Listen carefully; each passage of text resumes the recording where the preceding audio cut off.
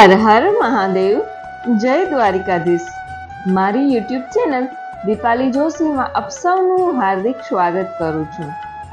આજના આ વિડીયોમાં આપણે જાણવા જઈ રહ્યા છીએ આવનાર શ્રાવણ માસ વિશે। શ્રાવણ મહિનામાં ભગવાન શિવની પૂજા અર્ચના અને આરાધના કરી દરેક વ્યક્તિ એ પોતાના જીવનમાં ભગવાન શિવ અને મા પાર્વતીની કૃપા પ્રાપ્ત કરે છે।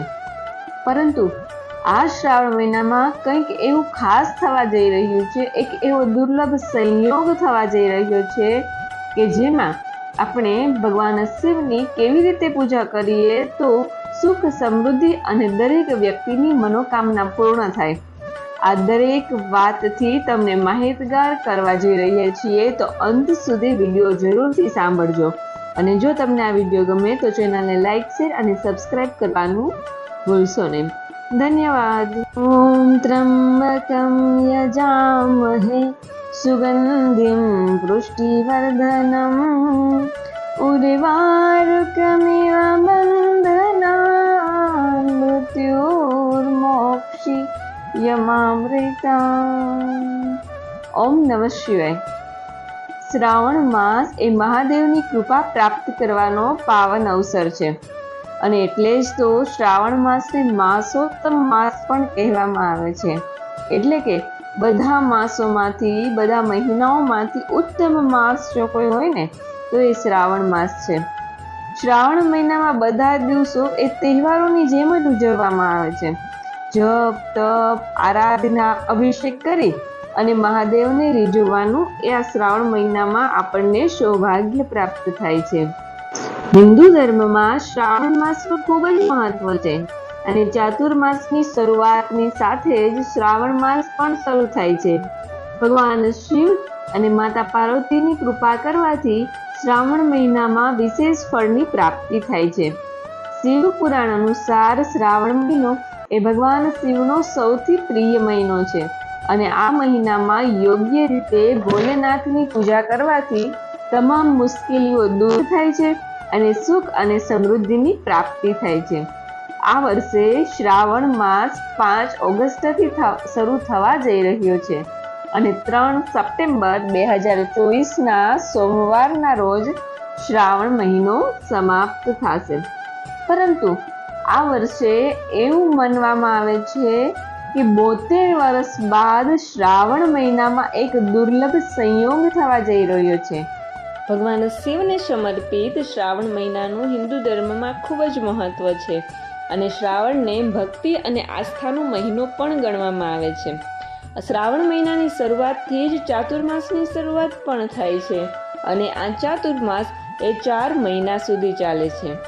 તો હવે આપણે જાણીએ કે ગુજરાતમાં શ્રાવણ મહિનાની શરૂઆત ક્યારથી થશે અને આ વખતે શ્રાવણ મહિનો કેમ ખાસ છે।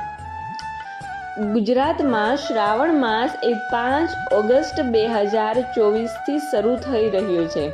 5 ઓગસ્ટ 2024થી લઈ અને 2 સપ્ટેમ્બર 2024 અને સોમવાર સુધી આ શ્રાવણ મહિનો ચાલશે। આ શ્રાવણ મહિના દરમિયાન ભગવાન શિવ અને મા પાર્વતીની કૃપા આરાધના પ્રાપ્ત કરવા માટે ભગવાન શિવની કાલી ગેલી ભાષામાં પૂજા અને અર્ચના કરવી જોઈએ। તો હવે જાણીએ કે શ્રાવણ મહિનો કેમ ખાસ છે। તો કે આપણા ધર્મમાં શ્રાવણ મહિનાનું જેટલું મહત્વ છે એટલું જ મહત્વ શ્રાવણીયા સોમવારનું પણ છે। સોમવાર ખાસ મહત્વના પગલે જોઈએ તો શિવ ભક્તો સોમવારે ઉપવાસ રાખી અને શિવજીની પૂજા અને અર્ચના કરતા હોય છે। આ વખતે શ્રાવણ મહિનો એ વધારે ખાસ છે કારણ કે શ્રાવણ માસની શરૂઆત એ સોમવારના દિવસથી જ થાય છે અને સોમવારના દિવસે જ શ્રાવણ મહિનો પૂર્ણ થાય છે। અને માત્ર એટલું જ નહીં, આ વખતે શ્રાવણ મહિનામાં 5 સોમવાર આવશે અને આ શ્રાવણ માસમાં જન્માષ્ટમી પણ સોમવારે છે। શાસ્ત્રોમાં એવું પણ કહેવાયું છે કે મહાદેવજીને સોમવાર ખૂબ જ પ્રિય છે અને તેથી જ સૌ લોકો આ દિવસે વ્રત કરે છે, પૂજા કરે છે અને પોતાની ઈચ્છા એ ભગવાન સમક્ષ વ્યક્ત કરે છે। આ શ્રાવણ મહિનામાં અનેક તહેવારો પણ આવે છે। શ્રાવણ મહિનામાં જીવંતિકા પૂજન, નાગપાચમ, પુત્રદા એકાદશી, દામોદર દ્વાદશી, રક્ષાબંધન, ફૂલકાજળી, રાંધણ છઠ, શીતળા સાતમ, જન્માષ્ટમી, એકાદશી, આવા અનેક પ્રકારના તહેવારો એ શ્રાવણ માસમાં જ આવે છે. અને આ શ્રાવણ માસનું મહત્વ પણ એટલે જ ખાસ છે કે દેવો અને દાનવો વચ્ચે શ્રાવણ મહિનામાં જ સમુદ્ર મંથન થયું હતું અને જેના કારણે મહાદેવ નીલકંઠ કહેવાયા હતા. આ વખતે શ્રાવણ મહિનાની શરૂઆત પણ સોમવારથી થઈ રહી છે અને શ્રાવણ મહિનો સમાપ્ત પણ સોમવારથી થઈ રહ્યો છે. એટલે કે આ મહિનામાં, આ શ્રાવણ મહિનામાં 5 સોમવાર આવી રહ્યા છે. આવી સ્થિતિમાં શિવ સાથે સંબંધિત દરેક કાર્ય કરવાથી જીવનમાં માત્ર સુખ જ આવી શકે છે. તેની સાથે જ ભોલેનાથની કૃપાથી જીવનના દરેક દુઃખ દૂર થઈ શકે છે અને જીવનમાં સુખની પ્રાપ્તિ થાય છે. તેવી જ રીતે શ્રાવણમાં રુદ્રાક્ષ ધારણ કરવાનું કે સિદ્ધ કરવાનું પણ વિશેષ મહત્વ છે. તો ચાલો આપણે જાણીએ કે શ્રાવણમાં રુદ્રાક્ષ કેવી રીતે ધારણ કરવું જોઈએ અને એની સાથે સાથે અનેક માહિતી પણ જાણીએ. શિવ પુરાણ અનુસાર રુદ્રાક્ષની ઉત્પત્તિ એ ભોલેનાથના આંસુમાંથી થઈ છે અને આવી જ સ્થિતિમાં શ્રાવણમાં રુદ્રાક્ષ ધારણ કરવાથી અનેક ગણું વધારે ફળ મળે છે. રુદ્રાક્ષ ધારણ કરવાથી જીવનમાં દરેક નકારાત્મક ઉર્જા દૂર થાય છે. તેની સાથે જ વ્યક્તિને ખરાબ નજર, ખરાબ ટેવ, આર્થિક તંગી, બીમારીઓ વગેરેથી રાહત મળે છે અને તેનાથી જ વ્યક્તિને તમામ પાપો અને કષ્ટોમાંથી મુક્તિ મળે છે. તેની સાથે જ સંતાન પ્રાપ્તિનું સુખ પણ પ્રાપ્ત થાય છે. દરેક વ્યક્તિને પોતાના જીવનમાં, પોતાના કરિયરમાં પ્રગતિ થાય છે અને તેની સાથે જ વ્યક્તિને માત્ર શારીરિક જ નહીં પરંતુ માનસિક લાભ પણ મળે છે. ધાર્મિક માન્યતાઓ અનુસાર રુદ્રાક્ષ ધારણ કરનાર વ્યક્તિ એ માત્ર ભગવાન શિવ જ નહીં પરંતુ નવગ્રહોની સાથે દરેક દેવી દેવતાઓનું પણ શુભ ફળ પ્રાપ્ત થાય છે. તમને જણાવી દઈએ કે રુદ્રાક્ષની શ્રેણી એ 1 મુખીથી લઈ અને 21 મુખી સુધીની હોય છે અને દરેક રુદ્રાક્ષ એ કોઈ ને કોઈ ગ્રહ સાથે સંબંધિત હોય છે. પરંતુ આમાં પંચમુખી પણ ખૂબ જ મહત્વનું માનવામાં આવે છે. ઉદાહરણ તરીકે કે સૂર્યને 1 મુખી રુદ્રાક્ષનો સ્વામી માનવામાં આવે છે. આની સાથે જ દુમુખીને અર્ધનારીશ્વરનું પ્રતીક માનવામાં આવે છે અને તેનો સ્વામી એક ચંદ્ર ગ્રહ છે. બ્રહ્મા, વિષ્ણુ અને મહેશની સાથે કૃપા મેળવવા માટે 3 મુખી રુદ્રાક્ષ પહેરવામાં આવે છે અને તેનો સ્વામી એ મંગળને માનવામાં આવે છે. 4 મુખવાળા રુદ્રાક્ષ એ ભગવાન બ્રહ્મા સાથે સંબંધિત હોવાનું માનવામાં આવે છે અને જે ટ્રિનિટીમાંથી એક છે. આ સાથે તેનો સ્વામી એ બુધ ગ્રહ માનવામાં આવે છે. આ સિવાય પંચમુખી રુદ્રાક્ષથી ભગવાન શિવના 5 સ્વરૂપોની કૃપા પ્રાપ્ત થાય છે. આ રુદ્રાક્ષ પર ગુરુનું શાસન છે.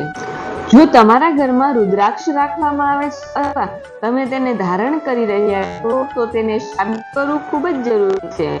આવી પરિસ્થિતિમાં એક નાની વાડકી અથવા વાસણમાં પાણી રાખો અને અમાવસ્યાની તિથિ, પૂર્ણિમા, ત્રયોદશી, ચતુર્દશી, શિવરાત્રી અને અષ્ટમી તિથિ પર 7 વાર જળ ચડાવો.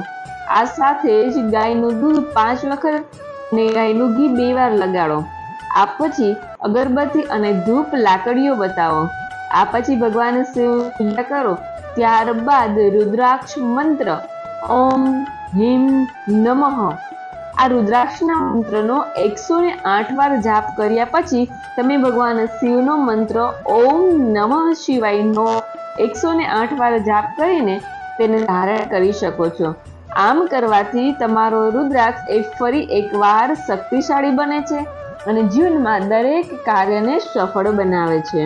તો આવી જ રીતે શ્રાવણ મહિનામાં રુદ્રાક્ષ ધારણ કરવાથી શિવની કૃપા પ્રાપ્ત થાય છે અને ત્યાર પછી દરેક દિવસે શિવ અને મા પાર્વતીની પૂજા અર્ચના કરવાથી પણ ભગવાન શિવ એ સ્વયં વ્યક્તિ ઉપર પ્રગટ થાય છે. શ્રાવણ માસમાં જ્યોતિર્લિંગોના દર્શન કરવાથી અને જલાભિષેક કરવાથી પણ અશ્વમેઘ યજ્ઞનું ફળ પ્રાપ્ત થાય છે અને કૈલાસના ધામની પ્રાપ્તિ થાય છે. શ્રાવણ મહિનામાં પુષ્કળ વરસાદ પડે છે અને એના લીધે વાતાવરણ પણ ખૂબ સુંદર હોય છે અને ચારેય બાજુ હરિયાળી છવાઈ ગયેલી હોય છે. નદી નાળાઓ પણ બે કાંઠે વહી રહ્યા હોય છે.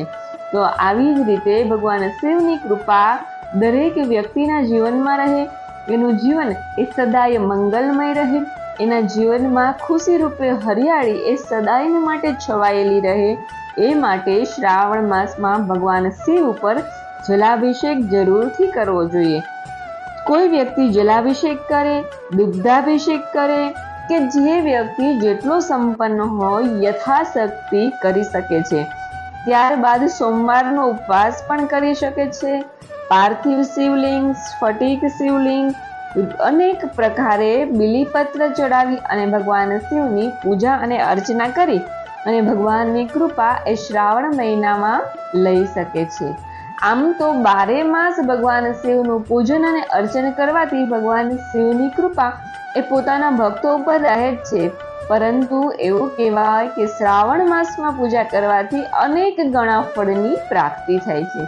તેથી જ શ્રાવણ મહિનાની શરૂઆત થવા જઈ રહી છે, તો દરેક વ્યક્તિ પોતાના જીવનમાં ભગવાન શિવ અને મા પાર્વતીની કૃપા મેળવવા માટે ભગવાન શિવનું પૂજન અર્ચન અને જો કંઈ ન થાય તો ઓમ નમઃ શિવાયનો જાપ જરૂર અને જરૂરથી કરજો. જો આ વિડીયો તમને સારો લાગે તો ચેનલને લાઈક, શેર અને સબસ્ક્રાઇબ કરવાનું ભૂલશો નહીં. ધન્યવાદ.